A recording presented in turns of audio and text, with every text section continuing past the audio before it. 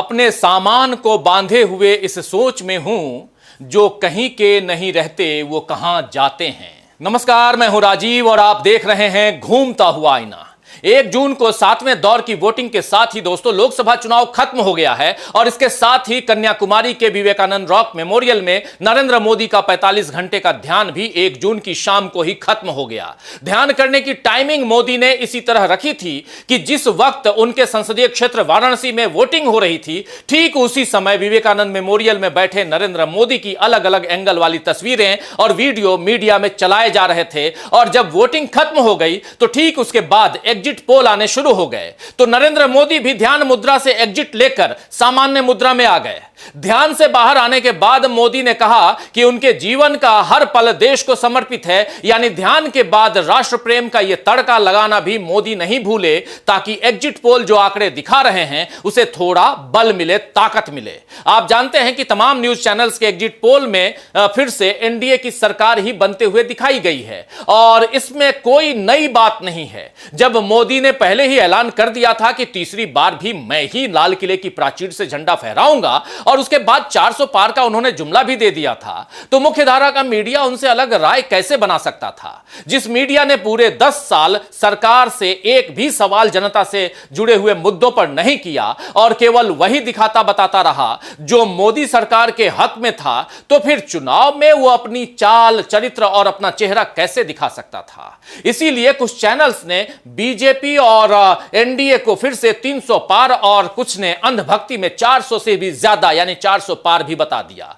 अब 4 जून को जब नतीजे सामने आएंगे तो पता चलेगा कि अंधभक्ति में ज्यादा ताकत थी या जनता की शक्ति में ताकत थी, क्योंकि टीवी चैनलों के एग्जिट पोल को इंडिया गठबंधन ने सरकारी एग्जिट पोल बताया है, जबकि उसका दावा है कि जनता का एग्जिट पोल इस बार इंडिया गठबंधन की सरकार बनवाने जा रहा है।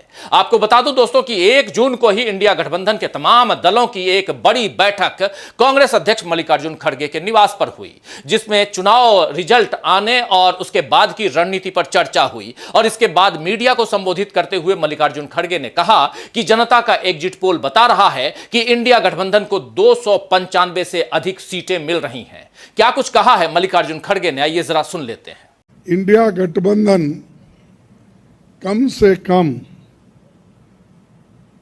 295 सीटें प्लस 295 से ज़्यादा आएंगे, कम तो नहीं आएंगे। ये हमने आकलन किया कि सभी हमारे नेताओं से पूछने के बाद ये एक आंकड़ा हमारे पास मिला है और इस आंकड़े में कोई बदलाव नहीं है। ये एक जनता की सर्वे है, हमारा सर्वे नहीं है। जो जनता ने सीधा हमारे को कहा है और हमारे नेताओं को जो इन्फॉर्मेशन दिया है, ये इन्फॉर्मेशन पहुंचाया है, उस आधार पर ये हमने आज आप लोगों को बता रहे हैं। सरकारी सर्वे तो होते हैं क्योंकि उनके पास बहुत से आंकड़े बनाने का, बिगाड़ने का ये पहले से भी है और उनके चंद जो मीडिया के दोस्त हैं उसको हाई फाई करके वो भी लोग बताते हैं। इसीलिए हम आपको सत्य बताना, रियलिटी बताना, जनता का क्या मन है, जनता जो कहती है वो हम आपके सामने रख रहे हैं। तो दोस्तों, जनता का एग्जिट पोल टीवी चैनलों के एग्जिट पोल से काफी अलग है, ऐसा मल्लिकार्जुन खड़गे समेत तमाम इंडिया गठबंधन के नेता भी कह रहे हैं। आप जानते हैं कि इस बार पूरा चुनाव जनता बनाम सरकार ही रहा है। कायदे से जनता की बात सबसे पहले सत्तारूढ़ दल को करनी चाहिए थी, लेकिन मोदी पूरे चुनाव मुस्लिम लीग, मंगलसूत्र, भैंस, नल की टोटी, मुजरा और 7 पीढ़ियों का कच्चा चिट्ठा खोलकर रख दूंगा जैसी धमकी देने में लगे रहे। जनता के मतलब के किसी भी मुद्दे पर नरेंद्र मोदी ने बात नहीं की और न ही बीजेपी के घोषणा पत्र में ऐसी कोई पहल दिखी, जबकि विपक्षी दलों का इंडिया गठबंधन पूरे चुनाव केवल और केवल जनता के मुद्दों को ही उठाता रहा। कांग्रेस समेत तमाम दलों ने इस बार चुनावों को बिल्कुल ही मुद्दों से भटकने नहीं दिया है इस चुनाव में, और यह इन चुनावों की सबसे खास बात रही है। तो आइए दोस्तों, आज आईने की नजर से पड़ताल करेंगे कि 18वीं लोकसभा चुनावों में किस तरह जनता के सवालों के सामने लाचार नजर आई बीजेपी, और यह भी समझने की कोशिश करेंगे कि क्या नतीजे आने से पहले ही विपक्ष ने कर दिया बीजेपी को परास्त। लेकिन सबसे पहले देखते हैं 4 जून को लेकर अब क्या नई रणनीति बना ली है इंडिया गठबंधन ने। इंडिया गठबंधन ने इस बार लोकतंत्र और संविधान को बचाने का मुद्दा चुनावों में सबसे महत्वपूर्ण बनाकर रखा और उसने पूरा चुनाव इसी के इर्द गिर्द भी लड़ा। अब जबकि चुनाव खत्म हो गए हैं, इंडिया गठबंधन ने एक नई रणनीति तैयार कर ली है ताकि बीजेपी को कोई भी खेल करने का मौका न मिले। कांग्रेस अध्यक्ष मल्लिकार्जुन खड़गे के आवास पर हुई शनिवार को इंडिया गठबंधन की बैठक में एक महत्वपूर्ण फैसला लिया गया। इस फैसले में कहा गया कि गठबंधन के सारे दल अपने अपने स्थानीय नेताओं एवं कार्यकर्ताओं को ये निर्देश देंगे कि 4 जून को मतगणना से जुड़ी पूरी प्रक्रिया संपन्न होने तक और फॉर्म 17C के साथ जीत का प्रमाण पत्र मिलने तक मतगणना केंद्रों पर मुस्तैद रहें। आपको बता दें कि 7वें दौर की वोटिंग से पहले ही राहुल गांधी और अखिलेश यादव जैसे नेताओं ने अपने अपने कार्यकर्ताओं को यही सलाह दी थी कि आखिरी दौर की वोटिंग के दौरान पूरी तरह से अलर्ट रहें और ईवीएम जिन स्ट्रांग रूम्स में रखी गई हैं वहां भी पूरी नजर बनाए रखें। दरअसल इस बार जिस तरह से बीजेपी ने पहले ही अपनी जीत के आंकड़े बता दिए थे और उसके बाद मीडिया ने भी यही माहौल बनाया था कि बीजेपी ही फिर से सत्ता पर लौट रही है, तो विपक्ष बिल्कुल सचेत हो गया, क्योंकि इस तरह के दावे तभी हो सकते हैं जब ईवीएम में गड़बड़ी की गुंजाइश बने और गड़बड़ी करने की सुविधा भी मिले। इंडिया की बैठक में चुनाव आयोग के रवैये पर भी चर्चा हुई, क्योंकि हर चरण की वोटिंग के बाद मतदान के जो आंकड़े आए और कुछ वक्त बाद जब चुनाव आयोग ने आंकड़े पेश किए तो दोनों में हमेशा अंतर दिखा। इसीलिए विपक्ष पहले से ही सावधानी बरत रहा है ताकि मतगणना के वक्त कोई गड़बड़ ना हो सके। तो विपक्षी दलों ने केवल काउंटिंग को लेकर ही मुस्तैदी नहीं दिखाई है, बल्कि इस बार टीवी चैनलों को बेनकाब करने का बीड़ा भी उठा लिया है। आप जानते हैं कि शनिवार से आ रहे तमाम एग्जिट पोल एक तरफा बीजेपी की जीत दिखा रहे हैं, बल्कि पिछली बार से ज्यादा सीटें एनडीए को दे रहे हैं। हालांकि कांग्रेस अध्यक्ष ने प्रेस कॉन्फ्रेंस करके दावा किया है कि इस चुनाव में इंडिया गठबंधन को 295 से ज्यादा सीटें मिल रही हैं। आपको बता दूं दोस्तों कि पहले से लेकर 6वें दौर की वोटिंग के बीच इंडिया गठबंधन खुद को 300 तक की सीटें मिलती हुई बता रहा था। अरविंद केजरीवाल ने सबसे पहले इस बात का दावा किया था और उसके बाद बाकी नेताओं ने भी यही अनुमान जताया कि 300 से ज्यादा सीटें इंडिया गठबंधन को मिल रही हैं। लेकिन 7वें दौर की वोटिंग के बाद 300 से थोड़ी कम सीटें कांग्रेस अध्यक्ष ने बताई, और इसका मतलब यही है कि इंडिया गठबंधन वाकई जनता से मिले आंकड़ों के आधार पर ही बात कर रहा है। हवाई दावे इंडिया गठबंधन नहीं कर रहा है। लेकिन बीजेपी के साथ मिली मीडिया ने जिस तरह के दावे एग्जिट पोल में किए हैं, अब इंडिया गठबंधन उसका पर्दाफाश करेगा। यह फैसला भी विपक्षी दलों ने ले लिया है। इंडिया के घटक दलों ने पहले फैसला लिया था कि वे एग्जिट पोल से जुड़ी किसी भी टीवी चर्चा का हिस्सा नहीं बनेंगे, क्योंकि वहां पहले से ही फिक्सिंग की जाती है। उसके इस आरोप में कुछ गलत भी नहीं है, क्योंकि 7वें दौर के वोट पड़े भी नहीं थे और कुछ चैनलों के एग्जिट पोल के स्क्रीनशॉट सामने आ गए जिसमें पहले से एनडीए को बढ़त मिलते दिखाया गया था। मीडिया और बीजेपी दोनों मिलकर किस तरह लोकतंत्र से खिलवाड़ कर रहे हैं, ये उसका एक नमूना है। लेकिन अब इस खेल को बंद करने का बीड़ा भी इंडिया गठबंधन ने उठा लिया है। इसीलिए शनिवार की बैठक में यह फैसला भी लिया गया कि इंडिया के दल एग्जिट पोल से जुड़ी टीवी चैनलों की चर्चाओं में भाग लेंगे ताकि बीजेपी और उसके तंत्र को बेनकाब किया जा सके। मल्लिकार्जुन खड़गे ने कहा कि सरकारी सर्वे आंकड़े बनाने और बिगाड़ने के लिए होते हैं, लेकिन जनता का सर्वे सही होता है और जनता ये कहती है कि हमें कम से कम 295 सीटें मिलेंगी। तो कांग्रेस अध्यक्ष मल्लिकार्जुन खड़गे बैठक के बाद सारे नेताओं के साथ जब प्रेस से मुखातिब हुए तो उनसे इंडिया गठबंधन की एकता पर भी सवाल किया गया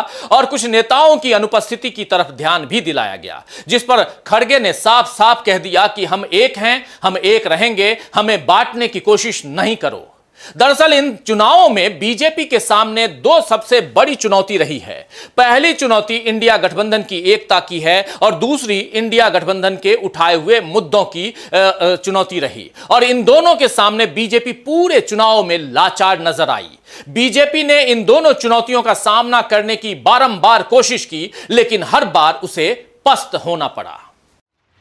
18वीं लोकसभा का चुनाव भारत में राजनीतिक इतिहास में जब दर्ज किया जाएगा तो उसमें विपक्षी दलों की एकता की बात खास तौर पर रेखांकित की जाएगी और इसके साथ यह भी लिखा जाएगा कि विपक्ष ने इन पूरे चुनावों को मुद्दों से बिल्कुल भी भटकने नहीं दिया। चुनाव सभाओं के मंच से लेकर सोशल मीडिया के मंच तक विपक्षी नेताओं ने जनता और अपने कार्यकर्ताओं को बार बार इस बात के लिए सावधान किया कि बीजेपी हिंदू मुस्लिम की बात करेगी, पाकिस्तान का जिक्र छेड़ेगी, इंडिया गठबंधन के अलग अलग दलों के बीच दरार बनाने की कोशिश करेगी, ईडी और सीबीआई जैसी संस्थाओं के जरिए विपक्ष के नेताओं पर दबाव बनाएगी। लेकिन ऐसी किसी भी कोशिश के जाल में इंडिया गठबंधन के कार्यकर्ताओं को फंसना नहीं है और जनता के लिए जरूरी मुद्दों पर डटे रहना है। इसीलिए मोदी ने जब जब राम मंदिर का जिक्र छेड़ा, ज्यादा बच्चे पैदा करने वालों की बात की, पाकिस्तान से प्रेम का हवाला दिया, अडानी अंबानी का नाम लेकर विपक्ष पर भ्रष्टाचारी होने के आरोप लगाए, परिवारवादी राजनीति का मुद्दा उठाया, तब विपक्ष ने मोदी से सवाल किए कि महंगाई क्यों कम नहीं हो रही, क्यों बीजेपी विपक्ष के उन नेताओं को अपना साथी बना रही है जिनके ऊपर भ्रष्टाचार के आरोप हैं, युवाओं को रोजगार क्यों नहीं मिल रहा, इलेक्टोरल बॉन्ड का सच सामने आने के बाद भी मोदी उसका बचाव क्यों कर रहे हैं, किसानों को एमएसपी का वादा सरकार क्यों नहीं कर पा रही है, जातिगत जनगणना से बीजेपी क्यों घबराती है, क्यों आरक्षण के मुद्दे पर उसकी राय देश के सामने नहीं आती और अग्निवीर जैसी योजनाओं को बीजेपी ने लागू क्यों किया है, जबकि इससे देश की सुरक्षा खतरे में पड़ सकती है। तो जनता की समस्याओं से जुड़े 200 से ज्यादा सवाल विपक्ष ने मोदी से किए। अकेले कांग्रेस ने ही 72 दिनों में 272 सवाल मोदी के सामने रखे, लेकिन मोदी ने किसी भी सवाल का जवाब देना जरूरी नहीं समझा। 45 घंटे के मौन पर तो नरेंद्र मोदी 30 मई से गए थे, लेकिन देश तो उन्हें 10 साल से मौन ही देखता आ रहा है। मोदी ने मणिपुर, महिला, पहलवानों और महंगाई, मनमाने फैसलों पर कभी कुछ नहीं कहा और केवल मन की बात करते हुए नजर आए। और चुनावों के बाद 10 कैमरों के बीच में 45 घंटों के मौन में जाकर उन्होंने फिर साबित कर दिया कि वो मन की बात ही करते रहेंगे, जन की बात वो कभी नहीं करेंगे। ध्यान के बीच में मोदी के ट्वीट भी आते रहे, एक नहीं बल्कि 7 ट्वीट नरेंद्र मोदी ने किए, और कोई और ऐसा करता तो सवाल उठते कि यह कैसा ध्यान है जिसमें ट्वीट भी हो रहे हैं और कैमरों से शूट भी हो रहा है। लेकिन अब जनता भी मोदी की असलियत को समझने लगी है, इसीलिए उसे अब ऐसी बातों पर आश्चर्य नहीं होता है। जब नरेंद्र मोदी एक दिन खुद को परमात्मा का अंश बताने का बड़बोलापन करते हैं और अगले ही दिन सड़क छाप लहजे में कहते हैं कि मेरा मुंह मत खुलवाओ, 7 पीढ़ियों के पाप याद दिला दूंगा, तो इस देवत्व के पाखंड को समझने में जनता को देर नहीं लगती है। वैसे भी जनता सरकार के सच और मोदी के दावों की हकीकत को पहले ही समझ गई थी, इसीलिए इंडिया गठबंधन की सारी रैलियों में भारी भीड़ उमड़ती रही। इंडिया गठबंधन में शामिल सभी दलों के कार्यकर्ता भी इस बार एक साथ ही चुनाव में सक्रिय रहे।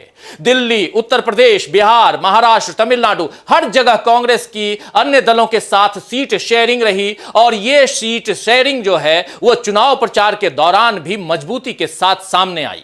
पंजाब, पश्चिम बंगाल और केरल, इन 3 राज्यों में इंडिया के दल आमने सामने लड़े, लेकिन इस तरह की जनता को साथ साथ ही दिखाई दिए जैसे ये साथ हैं। इंडिया गठबंधन की इस एकता के सामने बीजेपी को बार बार मुंह की खानी पड़ी और ऐसे में अब मीडिया का एग्जिट पोल चाहे एनडीए के पक्ष में हो या जनता का एग्जिट पोल क्या कहता है, यह जानने की उत्सुकता जो है वो बनी रहेगी। और इन सब के लिए आपको 4 जून का इंतजार रहेगा, यानी 4 जून को यह पता चल जाएगा कि इस बार 2019 का इतिहास दोहराया जाएगा या फिर से 2004 का इतिहास आपके सामने होगा। आप जानते हैं 2004 में इंडिया शाइनिंग का नारा बुलंद किया जा रहा था, लेकिन फाइनली क्या हुआ आप सबको पता है। खैर, शायर सनाउल्लाह ज़हीर ने ठीक ही फरमाया है कि मैं दे रहा हूं तुझे खुद से इख्तिलाफ का हक, मैं दे रहा हूं तुझे खुद से इख्तिलाफ का हक, ये इख्तिलाफ का हक है मुखालिफत का नहीं। तो आज के लिए बस इतना ही, फिर मिलेंगे खबरों के नए आईने के साथ, तब तक देखते रहिए डीवी लाइव। नमस्कार।